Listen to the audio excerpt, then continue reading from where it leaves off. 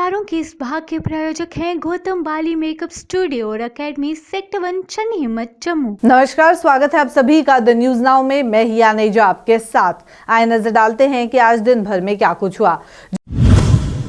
जम्मू कश्मीर में कुछ दिन मौसम खराब होने की वजह से अमरनाथ यात्रा प्रभावित हो गई थी, जो कि अब लगातार जारी है। बाबा बर्फानी के भक्त लगातार अब पवित्र गुफा की ओर आगे बढ़ रहे हैं। प्रशासन के द्वारा भी बेहतर इंतजाम किए गए हैं ताकि रास्ते में किसी भी प्रकार की परेशानी किसी भी यात्री को ना आए। बुधवार सुबह ही आधार शिविरों से भक्तों को आगे जाने की अनुमति दे दी गई थी। मंगलवार को 18,137 श्रद्धालुओं ने पवित्र गुफा में प्राकृतिक हिम शिवलिंग के दर्शन किए। बुधवार को प्रशासन ने बालटाल और नुनवान आधार शिविरों से यात्रियों को पवित्र गुफा की ओर आगे जाने की अनुमति दे दी। तड़के 4 बजे से 9 बजे तक 5,774 यात्रियों को बालटाल आधार शिविर से यात्रा पर रवाना कर दिया गया।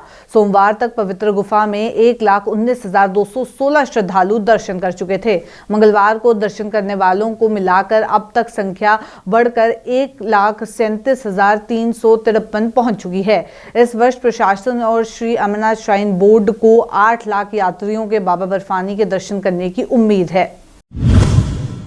जम्मू संभाग के अंतर्राष्ट्रीय सीमा पर हलचल देखने के बाद सुरक्षा बलों ने ऑपरेशन चलाया। पूरी आईबी पर अलर्ट जारी कर दिया गया। लगातार इस समय भी गश्त जारी है। आरएसपुरा सेक्टर में अंतर्राष्ट्रीय सीमा के पास संदिग्ध लाइट दिखने पर सुरक्षा बल अलर्ट हो गए। जांच में वह पाकिस्तानी हेलीकॉप्टर निकला जो घराना पंचायत के गांव अब्दाल में रेकी के मकसद से आया था। मंगलवार सुबह के बाद बुधवार को भी पुलिस के साथ तारबंदी के साथ इन इलाकों को खंगाला गया। सुरक्षा बल इसे पाकिस्तानी क्षेत्र से हेलीकॉप्टर जो कि भारतीय क्षेत्र में आ गया था उसकी गतिविधियों को देखने से जोड़ रहे हैं। हालांकि इसको लेकर पुलिस व बीएसएफ ने कोई भी आधिकारिक पुष्टि नहीं की है।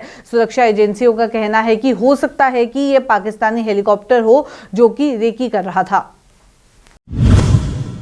जम्मू कश्मीर के मेडिकल और डेंटल कॉलेजों की तर्ज पर अब आयुर्वेद और यूनानी मेडिकल कॉलेजों में एकेडमिक प्रबंध पर होने वाले एसोसिएट प्रोफेसर, असिस्टेंट प्रोफेसर और चिकित्सा अधिकारियों की नियुक्ति के लिए अब नियम बनाए गए हैं।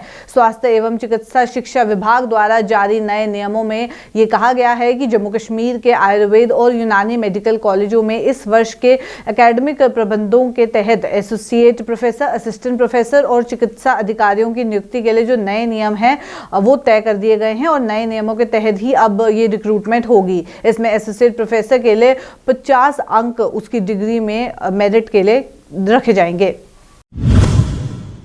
जम्मू कश्मीर के पूर्व मुख्यमंत्री और नेशनल कॉन्फ्रेंस के नेता उमर अब्दुल्ला ने आरोप लगाया है कि पिछले 5 से 8 वर्षों में भाजपा ने अपने सहयोगियों के साथ कहीं भी दोस्ती का सम्मान नहीं किया है, लेकिन अब मजबूरी में वे मेल मिलाप करने की कोशिश कर रहे हैं। उन्होंने ये भी दावा किया है कि भाजपा 2024 के आम चुनाव से पहले राष्ट्रीय जनतांत्रिक गठबंधन को पुनर्जीवित करने की कोशिश कर रही है, क्योंकि चुनाव जितना आसान दिख रहा है उतना है नहीं, ये इस तरीके से दिखाया जा रहा है। अब्दुल्ला ने संवाददाताओं से यह भी कहा कि पार्टी द्वारा यूसीसी जैसे मुख्य मुद्दे उठाए जा रहे हैं जिनके बारे में पूछे गए सवालों का उनके पास कोई भी जवाब नहीं है। आइए सुनिए। तो जहां तक मुझे लगता है बीजेपी का कोर एजेंडा छोड़ दीजिए, ग्राउंड जो बीजेपी कहती है उनके हक में है। हकीकत है कि 2024 उनके लिए इतना आसान नहीं है जितना वो शायद आपके जरिए लोगों तक ये खबर पहुंचाने की कोशिश कर रहा है। यूसीसी में जो अभी तक तो कोई ड्राफ्ट आया नहीं है, लेकिन जिस तरीके की बातें आ रही हैं कि क्रिश्चियन, दलित वगैरह को इससे बाहर रखा जाएगा, मैं बातों पर नहीं जाऊंगा। इतना जरूर है सिलसिला चलता आया है, आगे भी चलता रहेगा। लेकिन मुझसे अगर आप पूछें तो पॉलिटिकली मुझे नहीं लगता है कि पार्टी टूटने के बाद शरद पवार साहब कमजोर हो गए हैं। उल्टा मुझे लगता है कि वो और ज़्यादा मजबूत होगा। और खासकर जिस तरह के बयानात आए अजीत पवार साहब की तरफ से, जो उन्होंने शरद पवार साहब की उम्र को लेके बात की और कहा कि इससे पहले उनको रिटायर हो जाना चाहिए था, मुझे लगता है कि महाराष्ट्र के लोगों ने इस चीज़ को बिल्कुल पसंद नहीं किया होगा और नतीजे आपके सामने आएंगे जब लोगों को वोट देने का मौका मिलेगा। लोकसभा के चुनाव आ रहे हैं और बीजेपी एक बार फिर से अपने जो कोर एजेंडा है उनका, चाहे राम मंदिर हो, यूनिफॉर्म सिविल कोड हो या 370 हो, उसी पर बात लेके आ रही है, क्योंकि जो लग रहा है यूसीसी की बात हो रही है। तो कैसे आप इस चीज़ को देख रहे हैं कि एक बार फिर से उन्हीं मुद्दों पर इलेक्शन में वोट मांगे जाएंगे जो 2014 या 2019 में था? नहीं, ठीक है, ये तो बीजेपी का हक है। हर पॉलिटिकल पार्टी को ये हक मिलता है कि वो अपना एजेंडा लोगों के सामने रखें और लोगों से वोट मांगे। ये हमने भी किया है, बाकी पॉलिटिकल पार्टियों ने भी किया है। ये दूसरी बात है कि हम ज़ाती तौर बीजेपी के एजेंडा को पसंद नहीं करते, लेकिन जमहूरी हक है उनको अपना एजेंडा लोगों के सामने रखने का।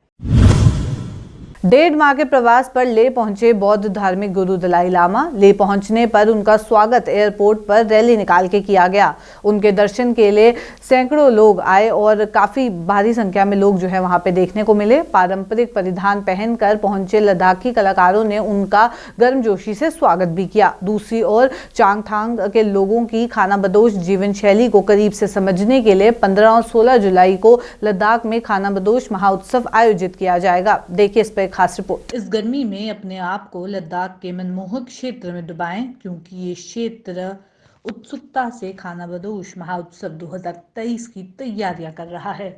खानाबदोश महाउत्सव लद्दाख के हानले में आयोजित किया जा रहा है। 15 और 16 जुलाई 2023 के लिए अपने कैलेंडर को चिन्हित करके रख लीजिए आप भी, क्योंकि ये उत्सव इस दिन मनाया जाएगा। इस उत्सव में प्रवेश निःशुल्क है।